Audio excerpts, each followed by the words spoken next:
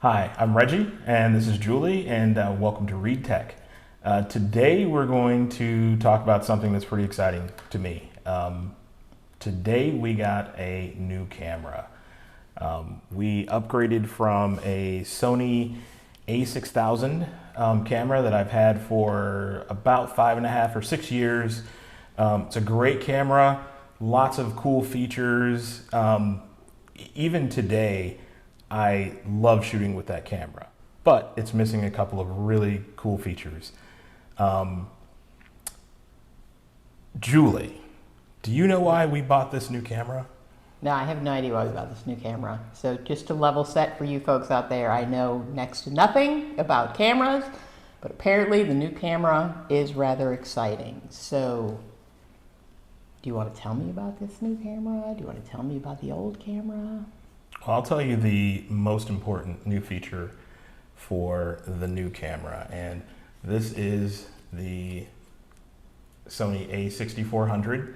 I've put an existing lens that I have. It's a f1.8 50mm lens by Sony. It's a great lens, but the prime differentiating feature is this little guy right here, and that is a microphone jack. One of the things that the a6000 did not have is a microphone jack. Okay, wait. Okay, question. We have two cameras. We have two cameras, yes. They're both Sony cameras in the same series. Same series, they even look very similar. So here is the a6000 with the body, and it's actually this is an f4 18 to 105 millimeter zoom lens that's currently on this body, but it even looks very similar. Okay, so two cameras, same series, very similar. I assume they have to have some base characteristics that are the same, as well as characteristics of this new one, the 6400, that made it worth an actual purchase. So we've got the microphone input, which apparently is very exciting. And it is. You know it's exciting. You're gonna love it. It is exciting. Okay. It's exciting. But what are the similarities? So let me start there, since I know nothing about these cameras. Okay, the major similarities is the fact that they're both approximately 24 megapixels. They both have Wi-Fi. They both shoot both still images and videos.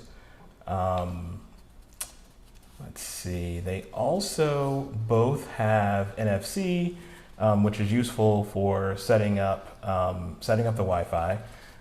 They both have the ability to install applications on the camera.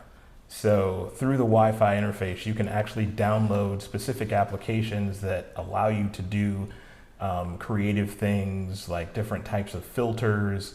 And there's a collection of applications that are both free and pay that do different things with image processing directly on the camera itself. It's pretty cool. You can add a lot of interesting functionality to these things. Okay, so I stopped you. You were starting to talk about this lens. We have a bunch of different lenses here. So if they're from the same series, does that mean I can use these lenses on either one? Yes, so that's another thing that I'm excited about this. Even though I have no idea if you're going to take video or take pictures at the same time that I am, but now we have the ability to have two different cameras. One could be used for taking still photos, one can be taking video, both video, etc., and at the same time we can switch lenses. So I could have a telephoto lens, zoom lens, and be further back at a different angle while you're taking video closer up with a 50mm lens or something like that gives a different viewpoint for the same subject. It's pretty interesting. And speaking of the lens compatibility, we also have battery compatibility. So we can share a bunch of different batteries and they're exactly the same. Use the same charging methods, the whole 9 yards. It's pretty cool. Got it. Okay, so we know that the microphone input is new. So what else is new on this 6400? So the 6400 also has a new chip. So it's a new processing chip, and it actually comes from the full frame Sony a7 series. So the 6400, it has an expanded ISO range. It has the ability to shoot in 4K, which is nice. I'm not sure how much 4K shooting will do, but it's good to have the feature. Also in 1080p mode, you can actually shoot at a higher frames per second, which gives you some interesting creative things that can be done. Hopefully we'll be able to show some of those things on Read Tech or our family channel, Read Family. Wrong. Read Life. Correct. Read Life. Good to know. Read Life. There'll be a link in the description. It also has a larger JPEG and RAW buffer, so you can shoot more images at a time. So if you think about sports mode, you want to just capture a bunch of frames at once and look, go back later and see what, you've got the best, most interesting shots there.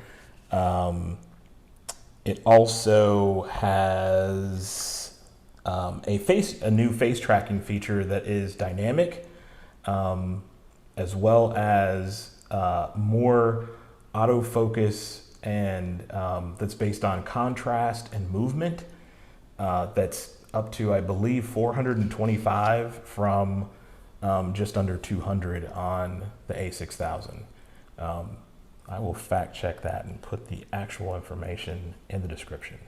So those features sound like they would be useful to me doing, say, a cooking video. So I can kind of be moving around and it's not going to lose me. Is that what you're telling me? That is definitely possible if we set the camera up at a wide enough angle shot. We. Or you, when I'm not here. Yeah, no. Okay, so what about the little flippy viewfinder thingy? The viewfinder. So that is another interesting thing with a viewfinder. So on the a6000, the viewfinder basically only flips up and out a little bit like that. That's as far as it goes. How would that be useful?